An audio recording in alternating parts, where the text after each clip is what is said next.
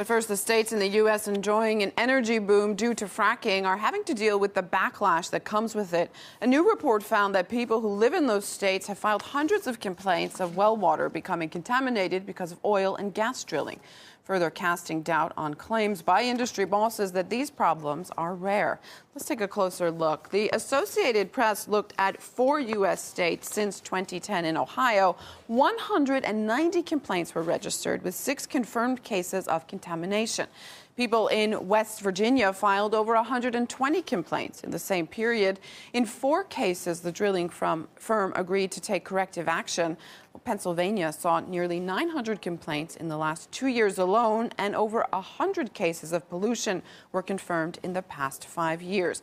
But the state of Texas is the clear leader in the number of people fed up with fracking. There's been 2,000 complaints, but authorities there insist not a single case of contamination has been confirmed. RT's Marina Portnaya witnessed public anger over fracking in the state of New York, where people want the practice to be banned. It was a top story in 2013 and remains a top priority in this new year.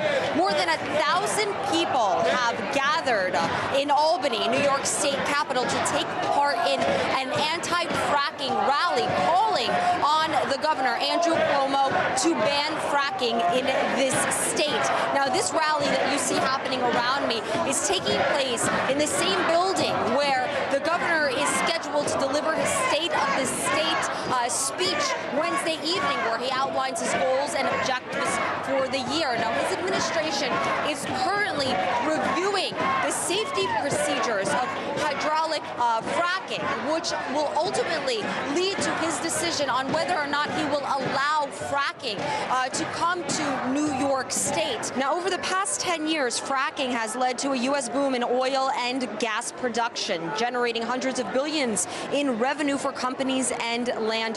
But it's also created concerns and fears about pollution. Now, a long list of scientists and environmentalists have conducted studies and reports concluding that the chemicals used in fracking can lead to irreversible health dangers. Many of those that I spoke with say they've already seen cases, dangerous cases taking place in other states throughout the country, and they don't want to see those cases replicated where they live. Air contamination, high levels of radiation, earthquakes. The bottom line, this is an extreme, incredibly dirty form of extreme energy extraction, and it cannot have any place in New York State. I feel like the fracking companies have no heart.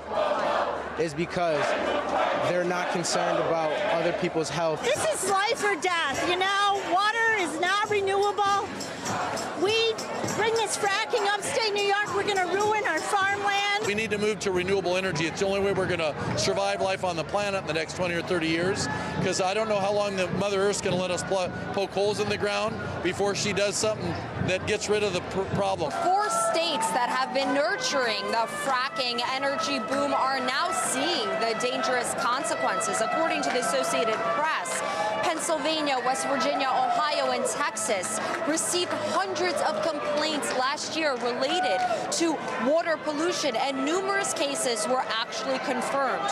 New Yorkers say they do not want to be the next fracking footprint. But the question is, will the governor of this state listen and heed to the concerns of his constituents? Reporting from Albany, New York, Marina Portnaya, RT. Well, fracking requires companies to pump chemicals into the ground to break apart rock and free the gas. Water can then return to the surface containing salt, heavy metals, and radiation, as well as causing air pollution. Anger over fracking has united many activists across the globe, but renewable energy advocate Tyson Slocum, says there's a reason why we hear so little about the dangers.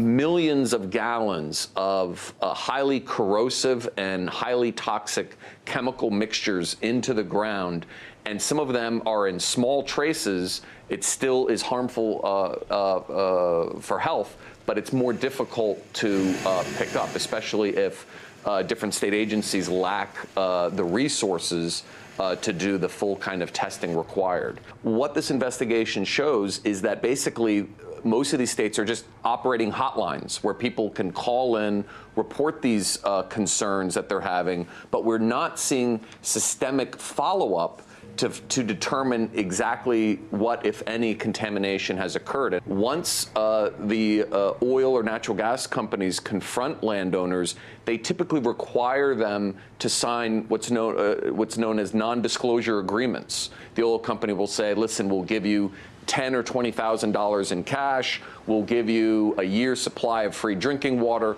All you have to do is sign this non-disclosure agreement that forbids you from ever mentioning this publicly.